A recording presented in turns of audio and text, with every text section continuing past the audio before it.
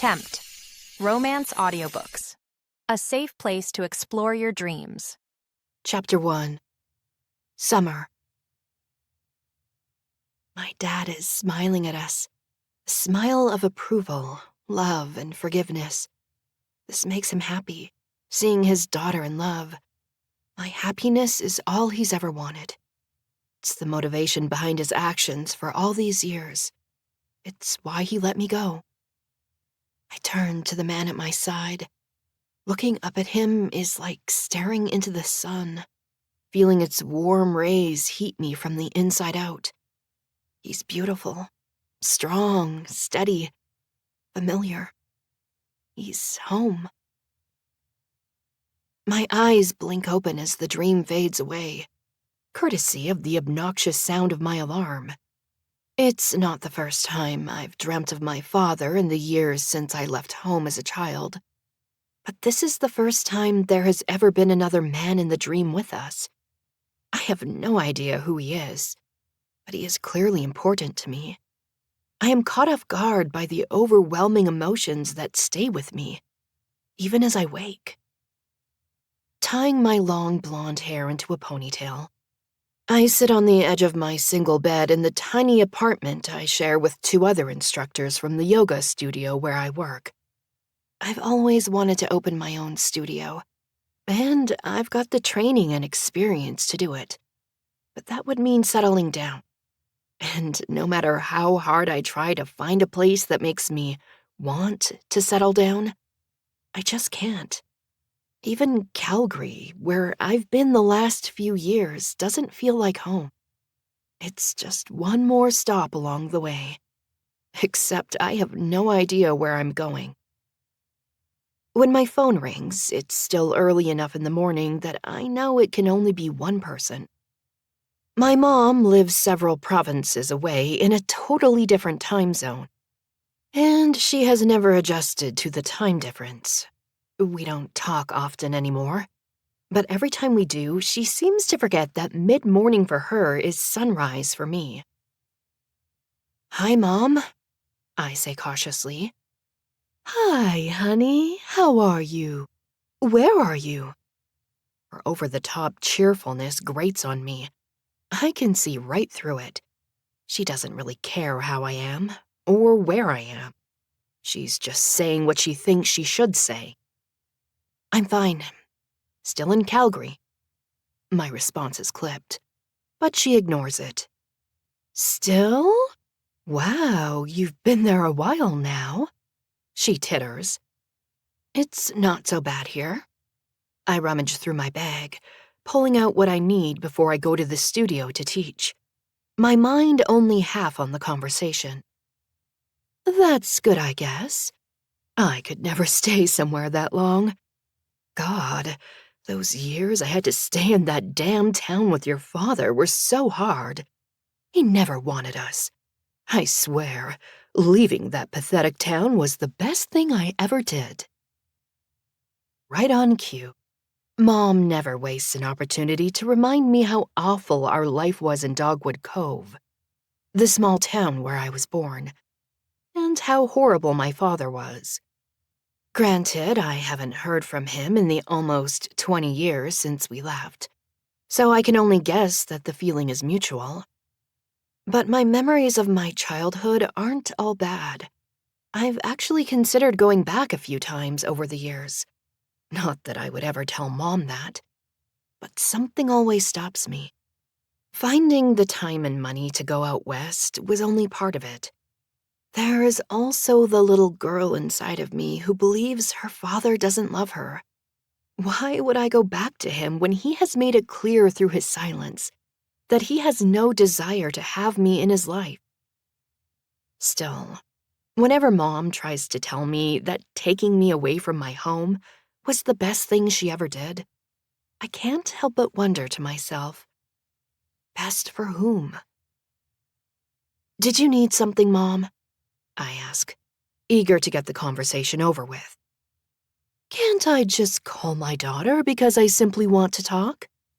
"You could, but you never do," I say bluntly. Mom just huffs and doesn't try to deny that it's the truth. Fine. I guess I thought you might care to know that I met someone. Ralph and I are moving to Ontario next month. This should surprise me, I guess, but it doesn't. Mom follows whatever guy she's dating anywhere he goes. Always has. And then, when they inevitably dump her, or lie to her, or betray her somehow, she moves on. As a child, I was repeatedly dragged along with her. Okay, I respond, not sure what else she wants me to say. It wouldn't kill you to be a little excited for me, you know. Her tone is chiding, but I know she doesn't really care.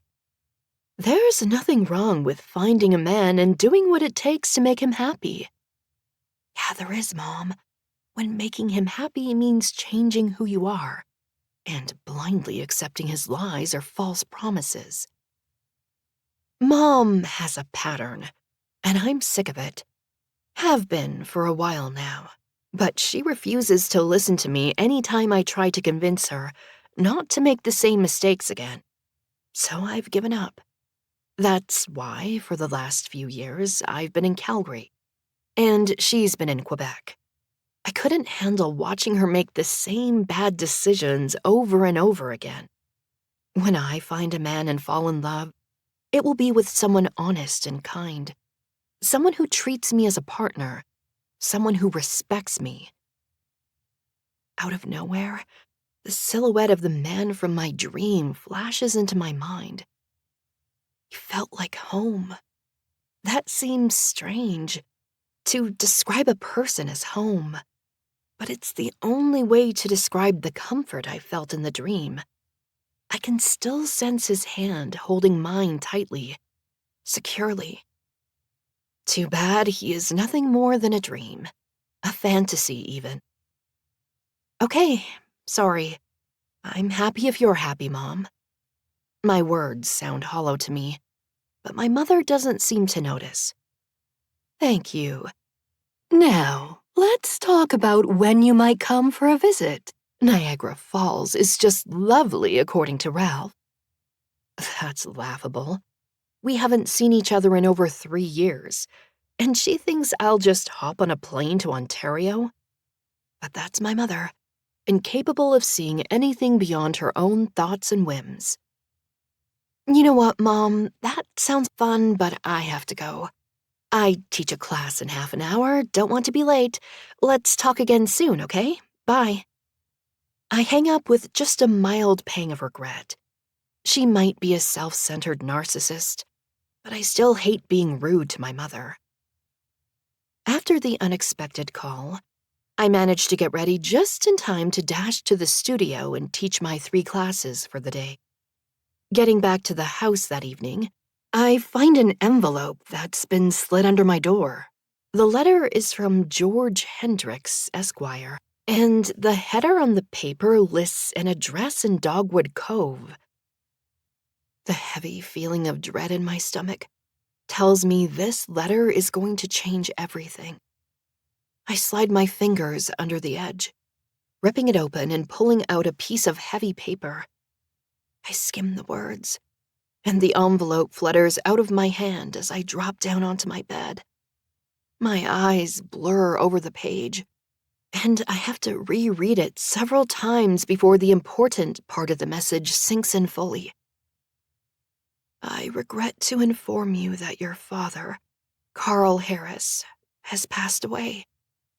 Your presence is required to settle a matter regarding his estate.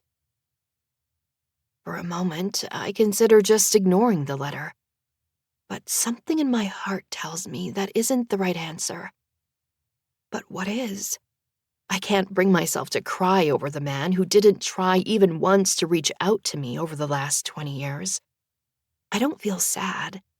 I feel numb. And curious. Why would he name me in his will after all this time? Ultimately, it's curiosity that pushes me to accept that I can't just ignore this letter. I have to go back to Dogwood Cove. A day and a half later, All of my belongings are loaded up, and I'm sitting in my old truck, wondering who I need to tell that I'm leaving. Last night, my roommates ordered takeout and helped me pack. They're all now at work. I've given notice to my landlord and the owner of the yoga studio, and sent my mom a text that has yet to be answered, saying I was going away for a bit. And that's it. I honestly cannot think of anyone else to tell. The reality is, I've got no one who will really care if I leave. In a way, that feels freeing. I'm untethered, able to choose my path at will. It also feels incredibly lonely. All the more reason to go. My hand reaches back to touch the lotus tattoo on my shoulder. Out of something dark and dirty, this beautiful flower rises. It's a permanent reminder that I can always change my life and find purpose and happiness. Of course, I have no idea exactly how I might want to change my life. I just know that I could, and one day I will. Now, it's as if another piece of the puzzle is sliding into place. A piece that has a picture of a beach, a town square, and friends who used to be more like family. 2 days later, I wake up disoriented, and it takes a few minutes to remember where I am. Nothing is familiar. Not the pale gray walls with nondescript artwork, or the lamps that look like they're from the 90s, or the smell, a mix of mothballs and stale cigarette smoke. Dogwood Cove, the motel off the highway. Everything comes rushing back to me, from receiving the letter telling me Dad was dead, to the long drive to get here. Mental and physical exhaustion had me collapsing on the bed fully clothed last night, not even caring about the sharp springs poking into my back. With a groan, I flop over onto my stomach, not ready to face the day. But eventually, my grumbling belly forces me out of bed. Bleary-eyed and desperate for food and coffee, I stumble into the tiny shower. After too many minutes letting the hot water stream down my face, I quickly clean up and get dressed. I have a meeting with George, the lawyer who sent the letter, at 10 o'clock, and I don't want to be late. But first, breakfast. Leaving my motel room, I decide to walk the couple of kilometers or so that lead to the small downtown of Dogwood Cove. The late spring air is warmer than it was in Calgary, but it's still chilly enough that I need to zip up my jacket. When I hit the main part of town, nostalgia fills me. This town is adorable, with tree-lined sidewalks, cute houses with tidy yards, and friendly people smiling and giving me a wave. No one seems to recognize me, but that's not surprising since it's been so long. Wandering down Main Street, I spot a sign on the sidewalk advertising fresh muffins and walk up to an adorable cafe with a blue and white awning. There's a sign painted on the window in swirly script that reads, "The Nutty Muffin." The name makes me smile, and the aroma coming through the open door is mouth-watering. A perfect combination of good coffee and fresh baked bread. My stomach rumbles again, louder this time, as I walk inside and join the short line waiting to order. I take a minute and look around, appreciating the comfy and cozy feel. Large overstuffed chairs are centered around small tables. Artwork lines the walls, and the chatter of happy customers gives the place a fabulous vibe. I can see myself spending a lot of time here. I step up to the counter, still perusing the glass display case that holds several different flavors of muffins, as well as donuts, strudels, and savory pastries, when I hear my name said in disbelief. "Summer Harris? Is that you?" I look up and into the eyes of Ethan Monroe, my childhood best friend. She's wearing a t-shirt that says "The Nutty Muffin" on it, and her long brown hair is pulled back in a braid. She feels so familiar. I feel a small chip of my lonely heart repair simply from seeing her. She was more than just a friend. She was family. "Oh my God, it is you!" she cries out, before rushing around from behind the counter and pulling me into a hug. My arms come up to wrap around her as I absorb yet another shock, this time a pleasant one. "Mila, I can't believe you're here," I say in disbelief. "Of course I am. I never left." Her words sting, even when delivered gently. "I wish I had come back sooner." My voice breaks on the words. "My mom kept moving us, and then I didn't hear from anyone, so—" I trail off. After all, how do you admit that as a kid, and then as a teenager, you felt abandoned by not only your parents, but your best friends, too? Mila's face is wreathed in sorrow. "Ethan and I begged our parents to figure out where you were. I missed you so much, but your dad wouldn't talk about anything having to do with you and your mom for years. We had no idea where you were, if you still had his last name, any way to find you, really." Someone from behind the counter calls her name, and Mila looks over, giving them a nod. "Listen, I need to get back to work. Why don't you take a seat, and I'll come over when I can?" I gesture over to the door. I can't stay, actually. I have a meeting with a lawyer in town. "Oh, right. You must be back because of your dad." Mila fidgets with her apron strings. "I'm really sorry about that. The whole town misses him." All I can do is nod robotically. It's weird to hear that the man my mother always said was cold and uncaring was missed by people. It's uncomfortable, actually, as it makes me wonder if all this time she's been lying to me. Or at best, telling me her truth instead of the actual truth. But I can't go down that road yet. That would mean I missed out on years with my father. Years I can never get back. Mila gives me a sympathetic look, and her hand touches my shoulder briefly before she bustles back around the counter and pulls 2 huge muffins out of the case, placing them in a bag for me. She then takes a piece of paper and scribbles something down on it. "Let me at least give you some coffee and a muffin, and one for George. That must be who you're meeting about your father's will." She pours a coffee and hands both it and the muffins to me with a wink. "My nutty apple streusel muffins are famous around here. You're lucky you got one before I sold out. And here's my number. Text me yours, and then we can make plans to catch up soon." "Thanks," I say, thumbing out a message to her with my number. I reach for my wallet to pay, and she brushes me off with a wave of her hand. "No way, girl. It's on the house." Before I can respond, she's pulled away by another customer. With one last look at the woman I used to have sleepovers with, swap secrets, share snacks, and play with all day, every day, I head to the door. Back out on the sidewalk, I take a grateful sip of the rich, warm brew. Exhaling deeply, I let those first tendrils of caffeine-induced alertness fill me, with the energy I'm pretty sure I'll need to get through the next thing I have to face today.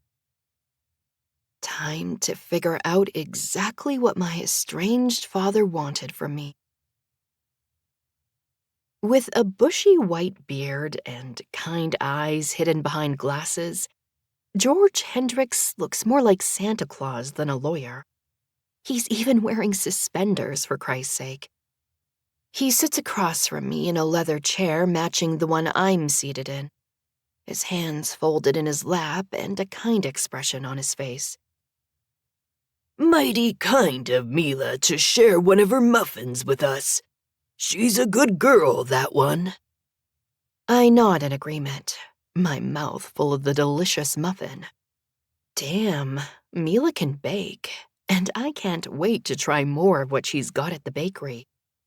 After swapping a few pleasantries over our muffins, George finally pulls a file folder across his desk and opens it. Now, I'm not certain how much you know about your father's last few years, so why don't I start at the beginning? He says formally. I swallow a chunk of muffin that is suddenly lodged in my throat. Yes, please, I croak. I don't know anything, I finish lamely. To his credit, George just nods. There's no judgment about the fact that I know nothing about my dad's life. 2 years ago, Carl was diagnosed with pancreatic cancer. Unfortunately, they didn't find it in time to be able to do any life-saving treatment. But he was determined to fight any way he could. Oh, that man fought hard. George takes off his glasses with a chuckle. But I can see he's fighting his own emotions as he wipes at his eyes. He also wanted to make sure that everything was in place for you, Summer. He and I met just 2 days after his diagnosis, and he had me write up the will and start the process of trying to locate you. I'm just so sorry we weren't able to do that in time. All he wanted was to see you again. Shuffling some papers, George finds the one he's looking for and slides it towards me. It looks like a deed of some kind. Do you remember Oceanside Resort? The old cabins on the beach? I nod slowly, skimming the paper and not really understanding it. Your father bought the property the year before he got sick. He had plans of renovating it and then getting in touch with you. He hoped you might want to come home someday and visit. He wanted a legacy for you. George pats the top of my hand. He missed you so much. I'm pretty sure my jaw hits the floor at this point. My dad wanted me to come home. I'll get to the whole dad bought the Oceanside Resort in a minute. Right now, I'm still trying to process everything he's told me. After all, you don't go from spending almost 20 years thinking that your dad wanted nothing to do with you, to hearing how much he missed you, without a bit of mental adjustment. George's eyes soften. Oh, yes, Summer. He very much wanted to see you. He missed you greatly. And the years your mother moved you around so much that we couldn't keep track of your whereabouts were torture for him. Sorrow is clear in George's voice, and something cracks open inside of me. This man, this stranger, knew my dad.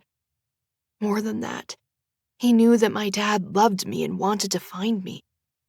The grief of finally accepting the fact that my father loved me, but I'm too late, hits like a tidal wave. George remains quiet, patiently handing me tissues as I cry, finally letting the grief of losing my father flow out of me. I've missed so much. Why didn't I find a way to come home sooner? All of my excuses feel weak, and I can't believe I let accept my mother's narrative when she told me my dad wanted nothing to do with me. Eventually, I get enough control over myself to ask, "Are you saying Dad left Oceanside Resort to me?" George nods and gestures to the paper. Yes, Summer.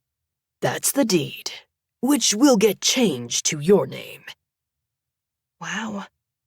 I've gone from thinking my dad never loved me to finding out he loved me, missed me, and left me a freaking beachfront resort to run, all in the span of 5 minutes. To say my head is spinning would be the understatement of the century.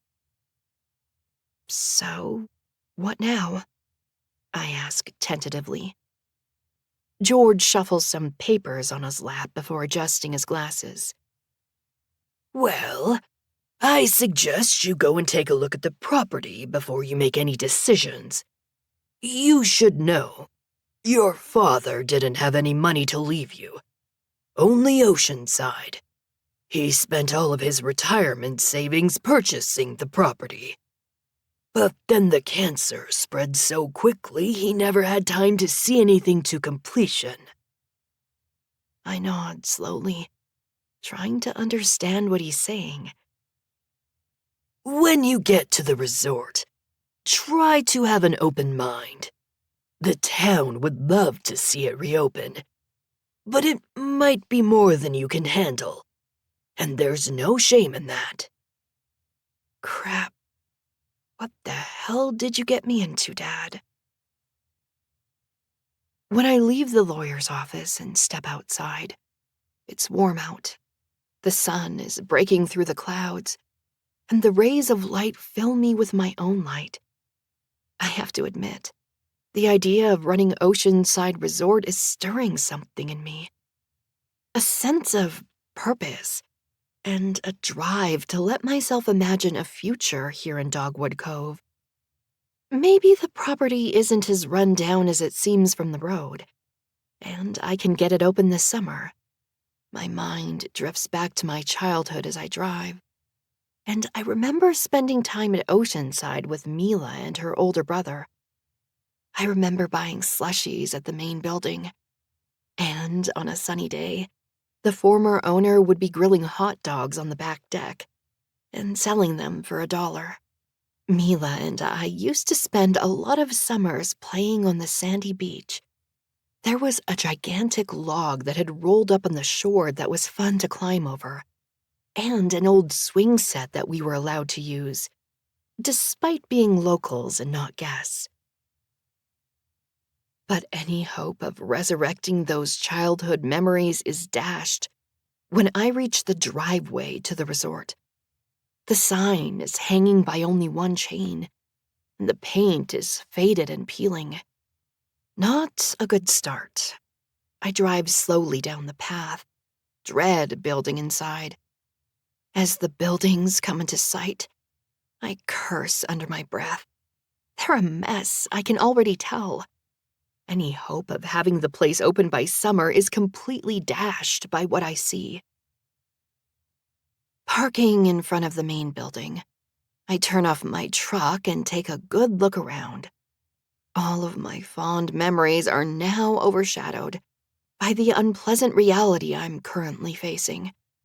My eyes take in boarded-up windows, a broken step leading up to the door, and badly peeling paint. There are weeds and trash everywhere, including signs of more than one bonfire right there on the ground in front of the building.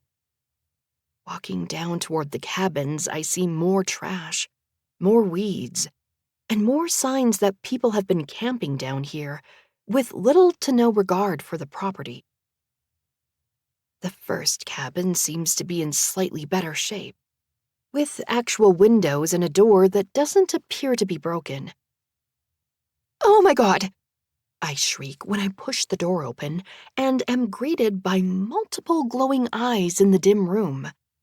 I close the door quickly and back away without getting a good enough look at what kind of animal has made its home there. Before I can move on to any of the other cabins, I hear a horn honk. When I turn toward the sound, I see a large, newer model pickup truck pulling in and parking next to my beat-up old Chevy. Someone climbs out and starts to walk toward me. Despite being silhouetted against the sun, hiding his face, my heart somehow recognizes him as the man from my dream, even as my brain questions how that could be true. But this scene, the sun that has broken through the clouds, the waves crashing behind me, and this man? It's my dream. My heart starts to pound, but I don't feel scared. When he comes nearer, my breath catches when I realize it's Ethan Monroe, Mila's older brother and the closest thing to a brother I've ever had. But the man headed my way is not someone who inspires brotherly feelings. Oh no. The stirrings of attraction I feel as I take in his strong jawline, deep blue eyes, and tousled hair hidden under a baseball cap are anything but familial. His body fills out a pair of jeans and a flannel shirt perfectly, giving him a scruffy, sexy lumberjack vibe that is unexpectedly attractive. This is not the boy I ran around with as a child. Ethan? He grins and walks right up to me, wraps his arms around me, and lifts me off the ground. Not hard to do, considering he's at least a foot taller than me. When Mila called me and said you just walked out of the bakery, I had to get my ass down here and see you for myself. He smiles down at me gently. How you doing, shorty? Tears threaten to fill my eyes at hearing my old nickname come out of his mouth. Stupid emotions. I give Ethan a watery smile, and he pulls me back in for another hug. This time, I take notice of his warmth, the solid planes of muscles pressed up against me. His hand rubs circles on my back that he probably means to be comforting. All it makes me want to do is arch into his touch. But that feels so strange, seeing as it's Ethan. So I pull back. These unfamiliar feelings must be the result of exhaustion and emotional overload. That has to be why he makes me think of the man from my dream. Ethan's eyes widen as he looks around and takes in the disaster that is Oceanside Resort. You've got your work cut out for you. I haven't been here in a while. I had no idea it was still this bad. He comes over to stand by me, and together we look down the row of beachfront cabins. It's a mess, Ethan, I say, my low voice betraying my emotion. He takes me by the elbow and propels me toward the first cabin. Okay, we can fix this. We'll get a work crew together and... Before I can warn him about that cabin's residents, Ethan pushes open the door.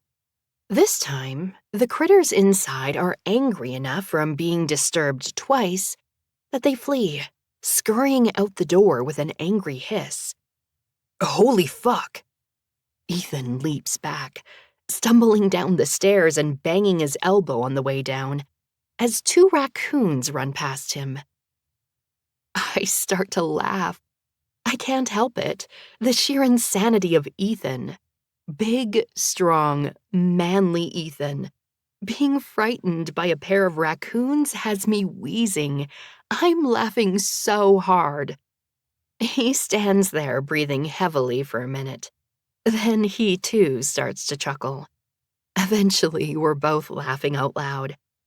Only now, mine is a mixture of amusement and pure hysterics over what a massive pile of shit my father left me. Eventually, I calm down and drag in a ragged breath. Ethan, the hell am I going to do? I whisper. He walks over, gingerly rubbing his elbow. I don't know, Summer, but we'll figure it out. Hearing Ethan say the word "we" does something to me. For the first time in a long time, I don't feel alone.